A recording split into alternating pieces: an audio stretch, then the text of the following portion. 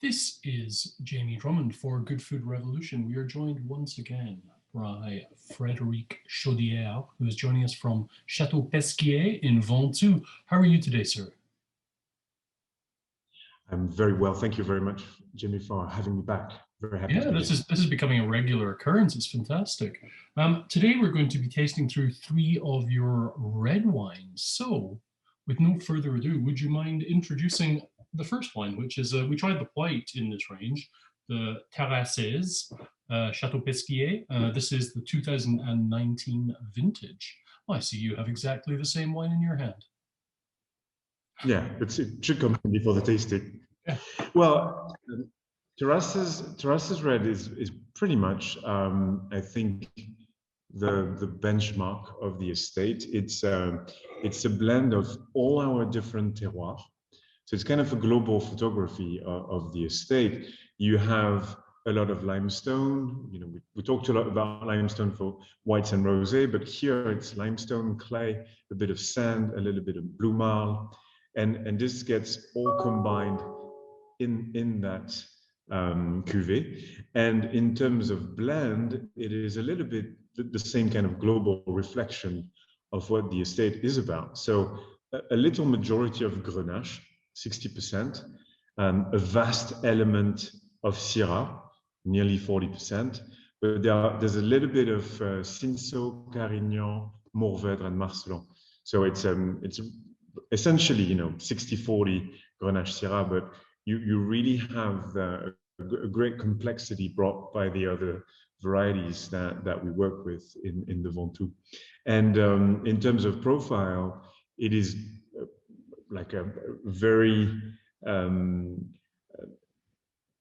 usual, I would say, southern Rhone profile, with a great red berry, a lot of spice, but there's a lift, the kind of extra freshness that is really the signature of the Ventoux mountain, of our little and cooler microclimate.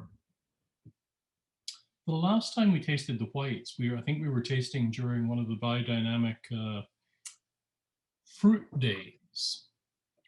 And it was interesting because apparently, according to this little chart here, the fruit day started at around about 11 in the morning.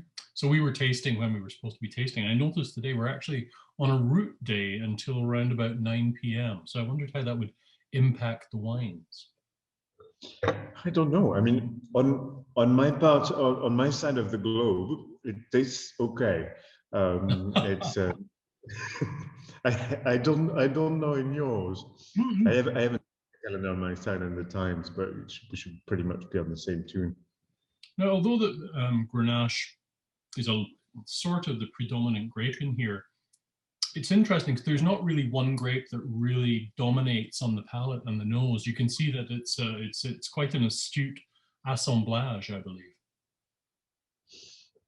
Definitely, the Syrah brings some kind of tension, some density to the wine, but you really have like the fruit and the spice of the Grenache. But you also have like the floral kind of violet echo of the Syrah, so they kind of really completing each other in a quite efficient way. Mm-hmm. Is this a large production for you?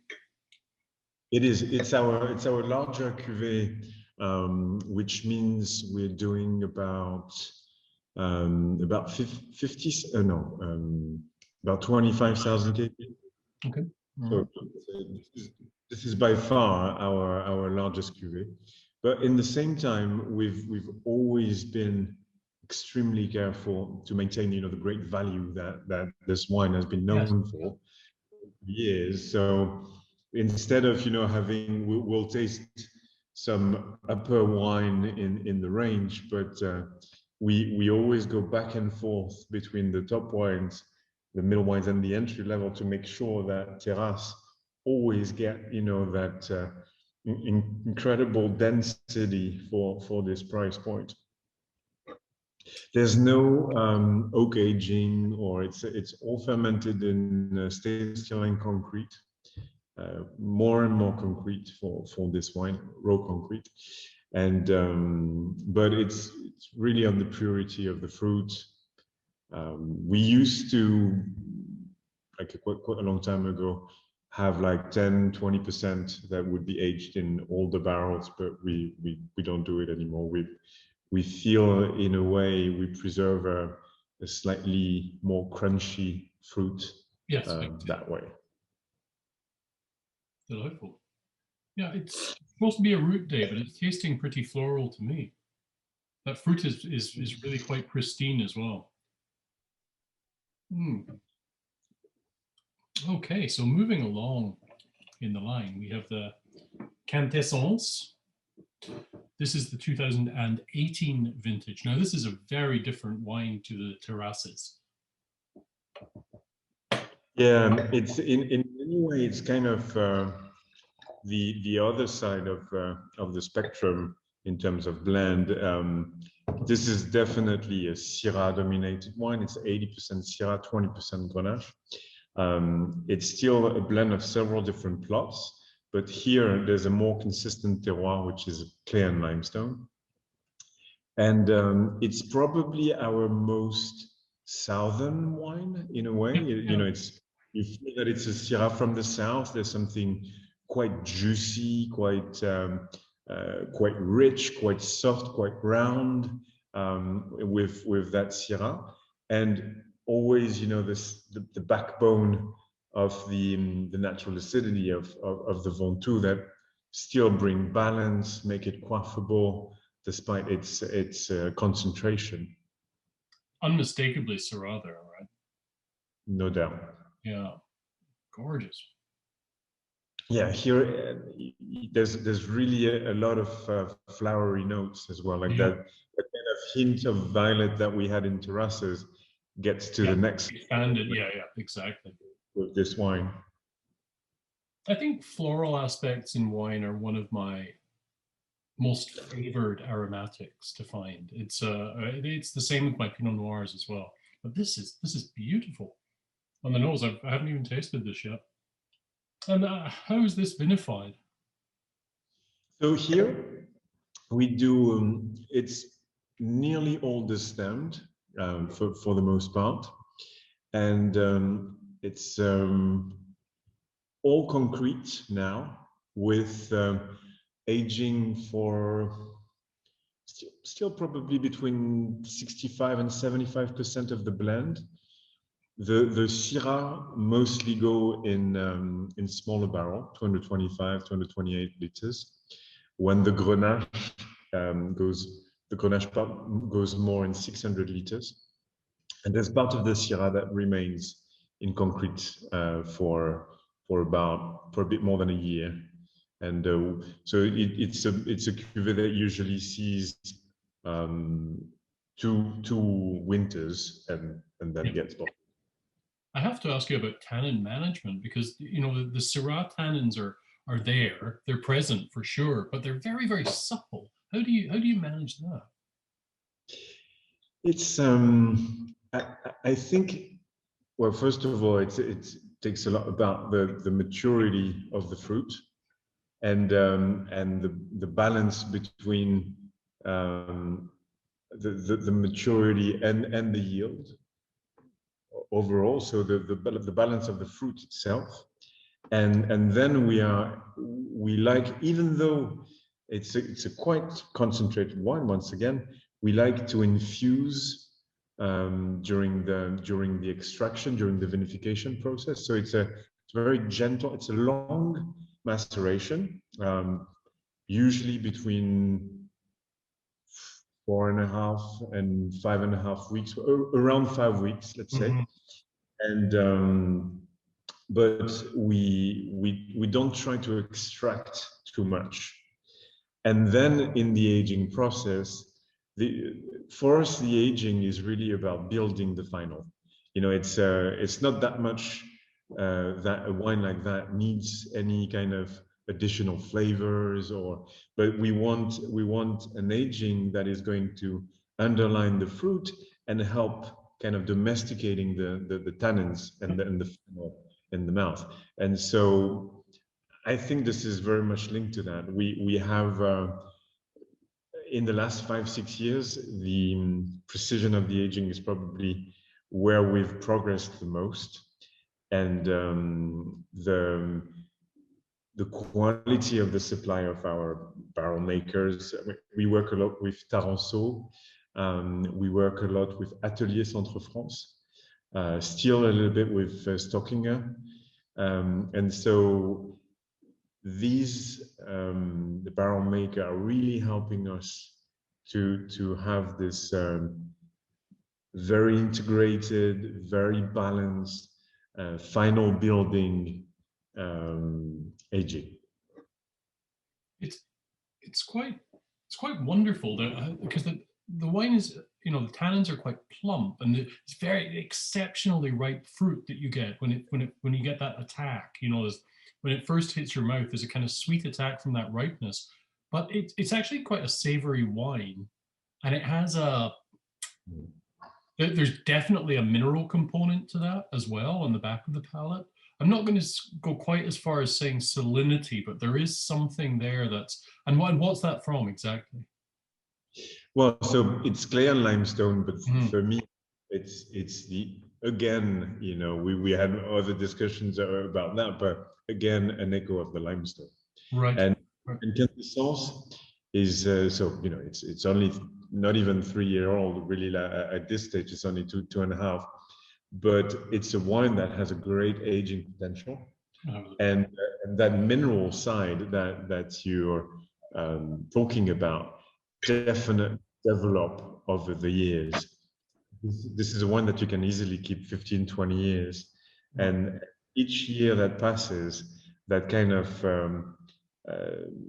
slightly salty minerality comes out, but very slowly. Yeah. But and often after 5-6 years, you also have some kind of menthol, minty notes that comes with it, which are very, very, you know, not unusual with Syrah. But yeah, this is something that it was the case already in the Quintessence that my father used to do, and so this is something that is very much linked to our terroir.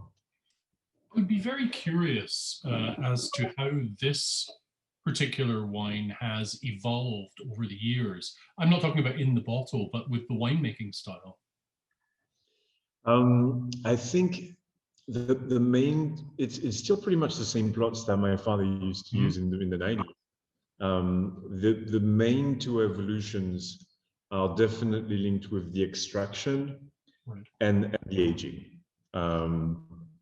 On the extraction side, I think my father was going a little bit heavier on trying to, you know, to extract tannins, and there was an austerity usually in the first 4 or 5 years that made beautiful wines, you know, 20-25 years later.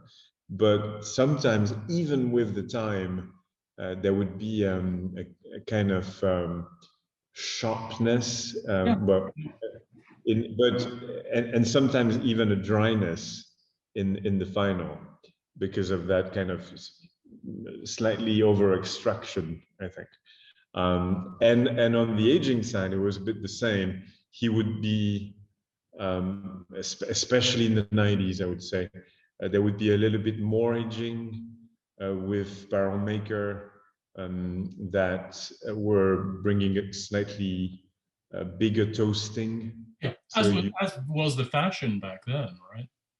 Indeed, and you know, to be fair to my father, is he was indeed also a winemaker of his time, as I'm sure my brother and I are, you know, and so we're influenced by what's happening around us as well as he was.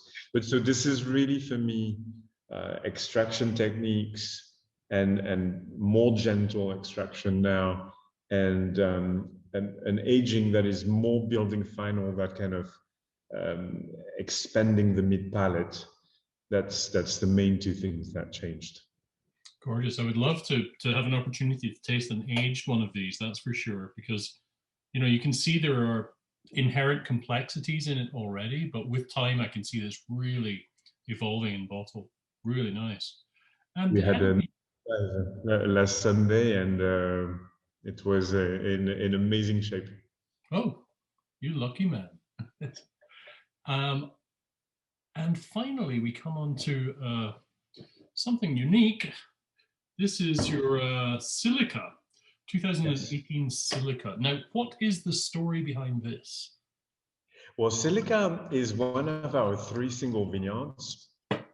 Over the time, we've kind of isolated parcels that we think really have an incredible identity of their own. And so there is another 2. There's Artemia, which we started in 2004, which is a kind of Northern Rhone Syrah style. And we have another cuvée, which is majority of Grenache called Ascensio, which is very concentrated, very dark. And Silica is also on the Grenache side, but it's our idea of how elegant a Grenache can be. It's 90% Grenache, 10% Cinsault, on sandy soil, thus the name Silica. And there is something very crystalline, very, the color is not dark at all. It has more like a Pinot, if not like a light Gamay kind of touch. But in the same time, it's a very dense wine. This is, what can be very surprising about Grenache on sand. It looks like it's going to be super light. It has very Aryan flavors, rose flavors, also a lot of flower. And indeed, it should be a flower day. But then in the mouth, there's quite a structure that people usually don't expect. It's quite a precise. And they have a lot of. Sorry. It's quite a precise wine. Like I find it shows you what can be done with Grenache when it's on the right soil and when it's taken care of. This is really delightful. It's very elegant wine as well. And so here, a large part of the Grenache is fermented in a concrete egg, and we do aging only in 600 liters, so bigger barrel, which is also helping to have this very refined, very delicate grain somehow in the texture of the Grenache is very delicate. And this is atypical of Grenache from your region, isn't it? Well, again, it's in a way, this wine is maybe even more about sand than it is about Grenache. Yeah. Because there is this lightness, this brightness. They are very much the expression of that special parcel, and I think, but among all the varieties that we have, Grenache is probably the one that relates the most intimately, the most in the most crisp and bright way to that kind of soil as well. So it's a great combination, a great marriage, between Grenache and sand. But yes, sandy soil and Grenache on sandy soil do exist. There are some extremely famous ones in Châteauneuf. Yeah. But they are definitely the exception in the Southern Rhone, no doubt. It's a really lovely wine. And with regards to age worthiness, I'd be curious as to how long you've kept bottles of this for. So this one, the 18 of Silica, is only the second vintage. Right. So this is one of our last born wine children. Yep. And so we don't have the physical distance with that wine. That said, And it's definitely been my wine of the first lockdown, Oh, which right. long enough for me to try it in many ways. And I was playing with opening several, like a bottle every day, but Okay. retasting and it has an incredible resistance to air. Oh, interesting. And so after 7 days, you still have the wine was evolving beautifully. Yes. So I believe that there's going to be a very, very interesting and long aging potential for this wine. I will Which, experiment with that. it Yeah. If try I it, stop myself Eric. from drinking all of this, I will leave it open for 7 days and see how it fares. That's a, to really do that experiment. You at least need 7 bottles. Oh yeah. Otherwise, you won't make it to the 3rd day. Okay. Okay. Frédéric, thank you very much for joining us at Good Food Revolution today. We always enjoy your company, and it's always a joy to open bottles of your wine at 11 in the morning. So it's good stuff. Thank you Jamie, once thank you again. very much. Always a pleasure. Great. And Cheers. we'll catch up again soon. With pleasure.